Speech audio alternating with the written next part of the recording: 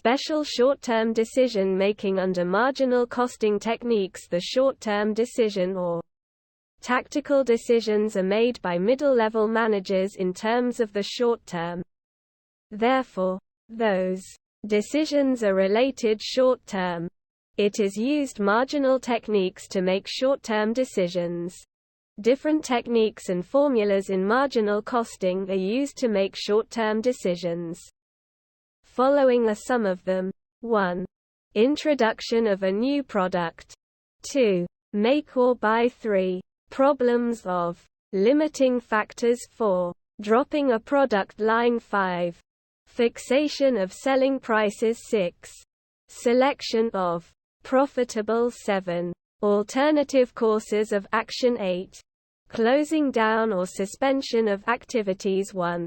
Introduction of a new product. There may be a proposal for the introduction of a new product to the existing product. Product diversification. It may be thought of for utilizing the existing unused capacity or resources, capturing a new market, or for any other similar purposes. The decision on such an issue is based on whether the new product can make any contribution towards fixed cost and profit. It is, however, assumed that the introduction of the new product does not involve any additional cost. If the new product involves any specific additional fixed cost, the amount of specific fixed cost is also to be deducted from the expected contribution of the proposed new product to determine the additional profit. 2. Make or buy. This is another important decision-making situation that management is often confronted with. If a company has an idle capacity that can be used for making a product or a component part rather than buying it from the outside market, such a decision-making situation is called the make or buy decision. It may also be referred to as an outsourcing or insourcing decision. In such a decision, when variable costs are involved, variable or marginal costs of manufacture are compared with the cost of buying it from outside to take a decision. If, however, it involves any additional fixed cost specific to this proposal of manufacturing, that is to be added to the marginal cost of manufacture for comparison with the quoted price.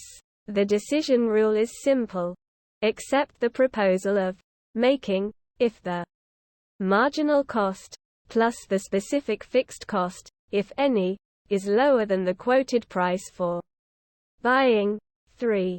Problems of limiting factors. A limiting factor is any factor that limits the activities of an entity. This is also known as the key factor. Examples of limiting factors are low market demand for a product, shortage of raw material, shortage of the required grade of labor, shortage of machine hours, etc.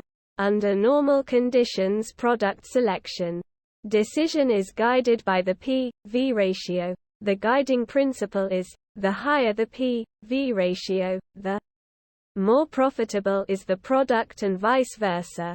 But in case of the existence of a limiting factor, the firm has to optimize the use of resources that are in short supply to maximize profit or minimize loss.